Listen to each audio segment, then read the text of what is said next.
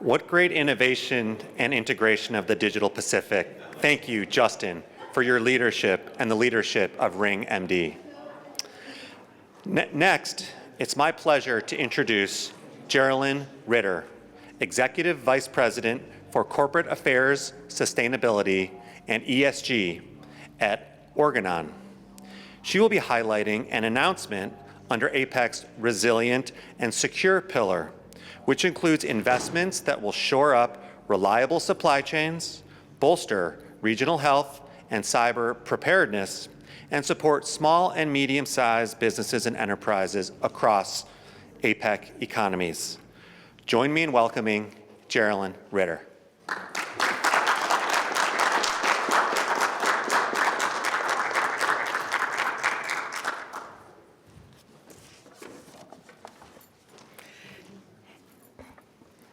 Hello, I am thrilled to be here. I'm Geraldine Ritter, responsible for corporate affairs and sustainability at Organon, a company dedicated to women's health. At Organon, our vision is a better and healthier every day for every woman. And I'm excited to be here to announce and launch a $30 million new initiative called Her Plan is Her Power. And this initiative is dedicated to gender equity and access to health care. The program focuses on making sure that women and girls have access to information and the contraceptive options that they need to take charge of their lives, take charge of their future. One of the most important decisions in a woman's life is whether and when to have a child. But before I tell you a little bit more about the program, let me help set the stage and the context for why this program is so important right now, at this moment. For some women, we all know an unexpected pregnancy is a blessing, a happy accident, perhaps. But for others, it is not. Maybe that woman is actually still a child. Maybe she just started school. Maybe there was violence involved. Maybe she just had a child and her body isn't ready. Maybe she just thought it wouldn't happen to her. Now, I know that's a lot of maybes, but there's a few things we know for certain. Globally, the rate of unintended pregnancy is almost 50%. 50%. And that includes, that the rate is the same in the US. Almost 50% of pregnancies are unintended. And we also know for certain that reproductive well-being and access to contraception is absolutely linked to a woman's educational achievement and to her participation in the workforce. In short, it is key to women achieving their promise. And this is one of the themes at APEC, and it's one of the reasons we are so excited to be here this week.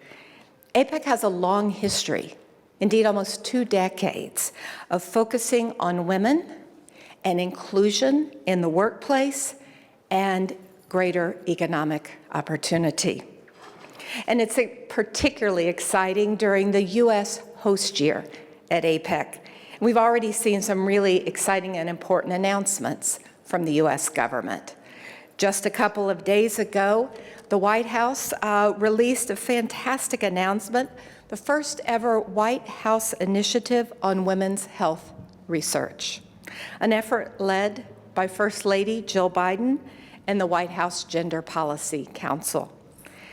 This is a major announcement, and it recognizes the need for more investment in women's health, which is exactly why we're here, to advance the health of women.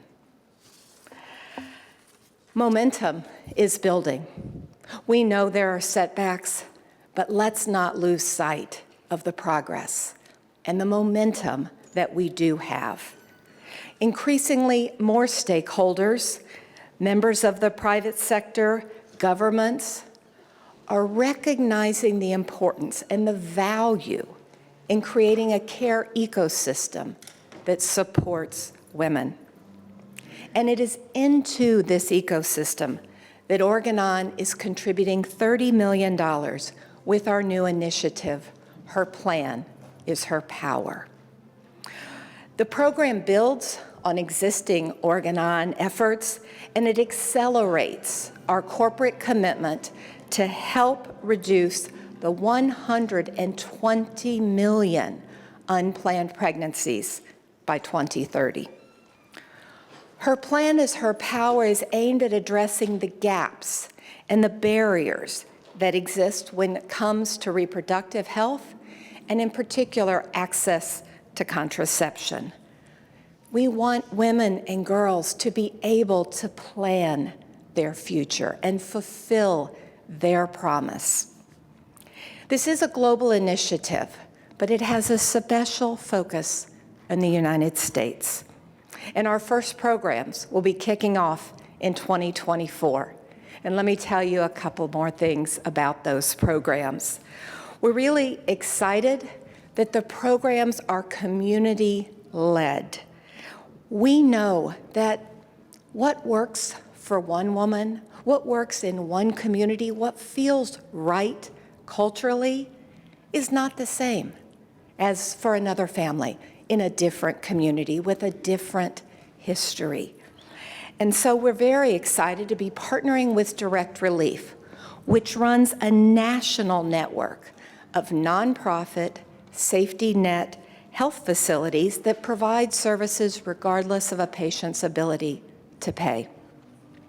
And our support will include product donations so women can get the contraceptive options that they want, even if they can't afford it, even if there are bureaucratic hangups, those will be available.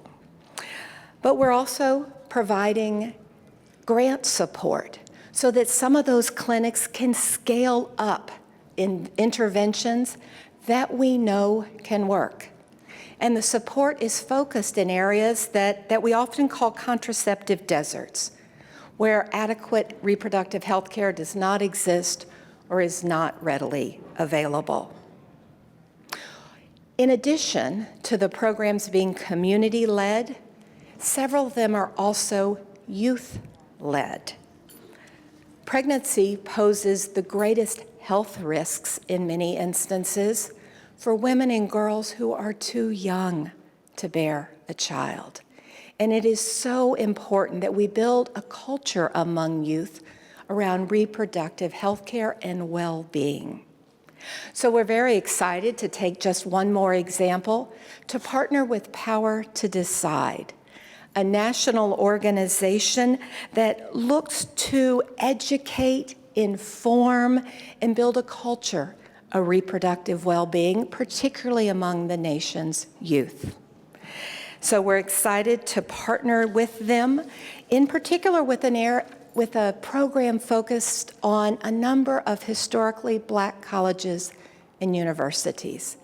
Because tragically in our country, we know that not only is contraceptive access particularly lacking in many communities, but unfortunately, the rate of teenage pregnancy is twice as high among young women of color. So we're excited to be supporting a program around student ambassadors, where peer-to-peer education, often one of the most effective modes of education, can happen. And fellow students at these colleges and universities can help build that culture of reproductive well-being that is so important for their future. And the third element of Her Plan is Her Power that I want to emphasize is just incredibly important, especially for an innovative healthcare company, and that is innovation. We know that there are so many areas in women's health that have seen very little innovation for years, if not decades. Think endometriosis, think polycystic ovary syndrome, think postpartum hemorrhage, preterm labor, and I can go on. And it is one of the reasons that our vision at Organon is bringing new treatments to women that need them and have had to wait for too long. But beyond product innovation, we need to think about innovation in healthcare delivery, innovation in education. The innovation that happens outside the lab is important as well. And here, let me mention two aspects of this program. Number one, we're partnering with UNFPA, the UN's Sexual and Reproductive Health Agency, and the amazing innovators at no less than MIT, around a new innovation challenge focused on youth in low and middle income countries. And we want to hear from youth what works in your community. And I'm excited to say, only a short time after announcing this challenge, we already have 400 applications in our innovation challenge around reproductive health solutions by and for young people. We're also excited to be partnering with UNFPA and the nonprofit Maternity Foundation to leverage the power of AI to help spread reliable information, relevant information about contraceptive options. One of the most widely used healthcare apps in low and middle income countries is a safe delivery app. And going forward, that app is going to include reliable information on postpartum contraception and to help women plan their pregnancies.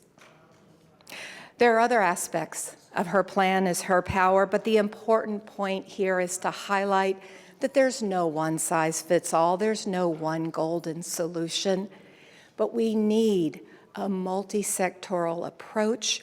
We need a multi-pronged partnerships, governments, nations at different stages of developments, nonprofits, academic, and absolutely the private sector to make progress.